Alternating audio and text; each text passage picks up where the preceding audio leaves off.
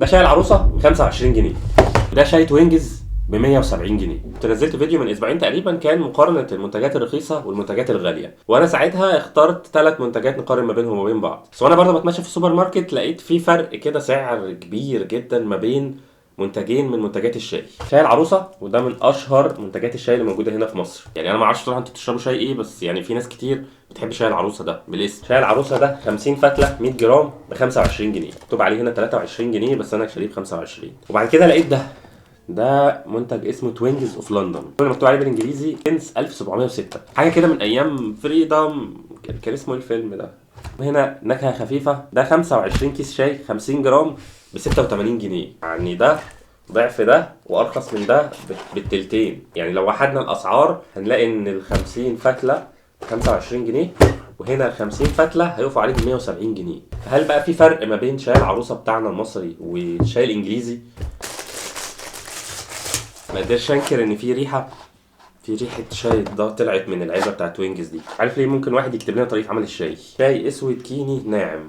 الشاي ده شاي اسود نكهه البرجموت ممزوج ومعبأ في بولندا. طب ايه اللي وداك بولندا؟ اوكي، بواسطه شركه كذا كذا. طب كالوريز للشاي. مكتوب نوع الشاي ايه. ده شاي العروسه في 2022 حاطط كل فتله في كيس بريميوم بلاك تي. ده الشاي التوينجز، ده التغليف بتاعها.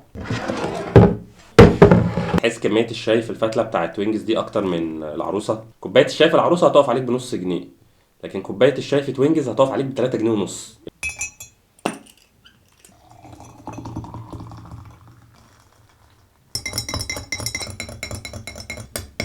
ده شاي العروسه لونه غامق شويه كده. بص انا حددت نفس المايه بالظبط. ده الشاي بتاع توينجز لونه افتح كتير من شاي العروسه. بصوا الفرق، العروسه تحس لونه رايح لون الاحمر، توينجز ده رايح ناحيه لون العسل. نشرب من العروسه كده، بسم الله. الشاي الانجليزي المستورد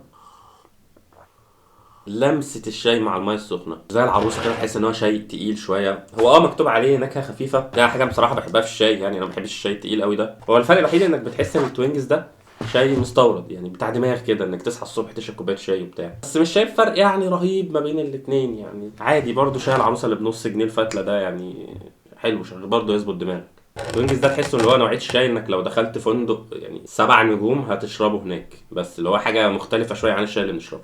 مش اكتر من كده. اكتبوا تحت في الكومنتات انتوا بتحبوا تشربوا شاي ايه، يعني شايفين ايه احسن نوع شاي موجود دلوقتي في السوق. العروسة، ليبتون، ربيع. انا بصراحة بحب الربيع اكتر من العروسة وليبتون كمان. ما تنساش لو الفيديو عجبك تعمل لايك، التفاعل واقع شوية اليومين دول. وبرده لو حبيت تشتري حاجة من على نون دخل البروم كودز دي هتاخد خصم توصيل مجاني لحد في البيت. شكرا جدا ليكم، سلام.